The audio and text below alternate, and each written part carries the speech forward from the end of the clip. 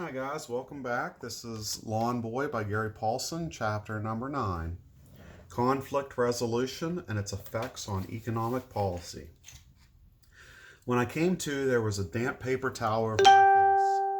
I'm sorry, Arnold said. I thought I eased you into it, but I guess the shock. I thought of a really important question. I was still woozy. I'm still not sure I heard you right. Did you say I have now over $50,000? Are you going to faint again? No, I don't think so. Then yes, you are now worth that. Where is it? In your account. Under my name, but in your special account. Can I see it? Of course. I have your account information on the computer. He turned to his keyboard and tapped a few keys. No, the money. Can I see the money? He shook his head. It's not like that. First, you'd have to sell all your investments and get a check. Then you'd have to take the check to the bank and cash it. And then, yes, you could see the money. And when you sell, you then owe taxes on your capital gains. And at the end of the year, capital gains is what they call the profit you made for your initial investment. Oh, I didn't quite follow all that. I thought. So I don't really have the money, I said slowly. I have a computer screen and numbers and stocks and things, but not the actual money. That's right. That's how it works. You or I, acting for you, will reinvest the money in a safe stocks, which will give you what's called a diversified portfolio. So if one thing goes down, another might go up to cover you. But it's all there, and you can cash it in any time you want. Except what? I smelled a rat. Right now, that money appears to be mine because legally you can't invest in the market because you're too young. You have to go through an adult.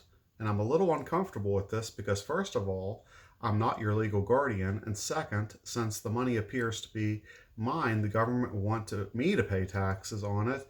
And that shouldn't be my responsibility to pay taxes on your money.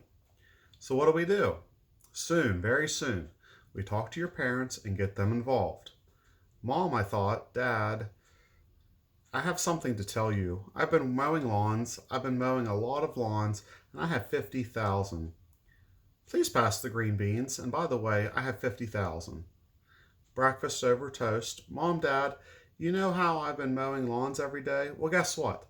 We have something like 50,000 and change. There's something else. What on earth could it be? How could anything in this world top this? What is it? As I said, I put your money into this Wallaby stock, but I should remind you, not all of your money. I thought it might be good to do some investing for fun.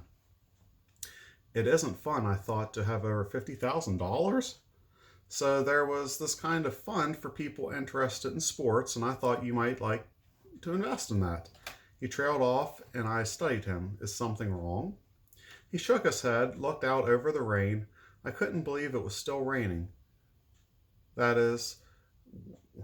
was the same day that we had only been talking for an hour or so. Part of me was listening and part of me was imagining what the money would do to help my parents, what it would buy. I misread the explanation on the fund, he said, and sighed. Usually in this kind of fund, a lot of investors pool their money and perhaps buy a baseball team.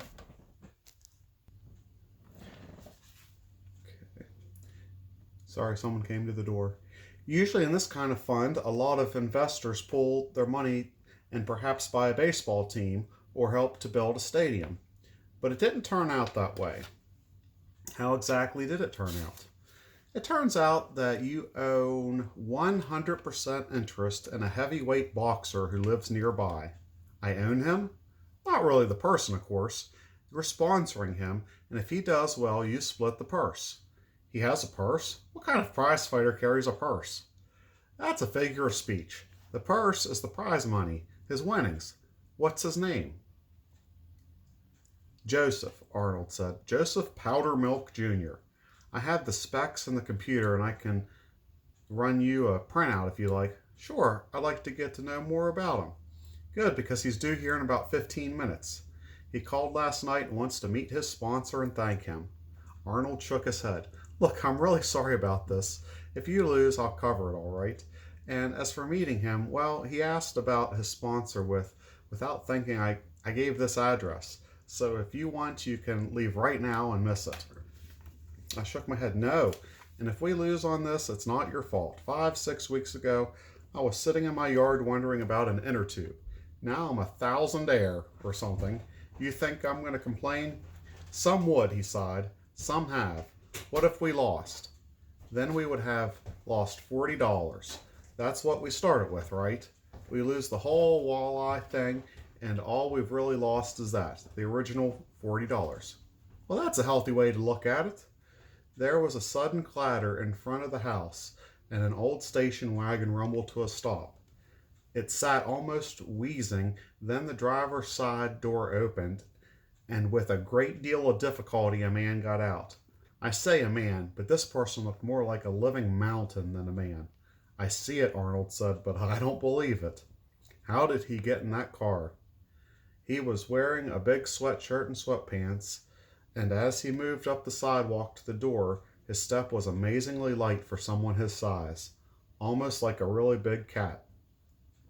Even though he could see us through the screen of the porch, he knocked on the screen door. Please, Arnold said, come in. A quick motion, a sidestep, and he was in the door and standing in front of Arnold. I am Joseph Powdermilk, and I would like to thank you for being my sponsor. He faced Arnold and held out his hand. I've never heard such a voice. It sounded like a thunder of a long way off, muted but deep, rumbling. Sorry, Arnold said, wrong sponsor. He pointed to me. This is him. He turned, a mountain turning. I am Joseph Powdermilk, and I would like to thank you for being my sponsor. He held out a hand as big as a whole ham. I put my hand out. It disappeared completely in his, and we shook.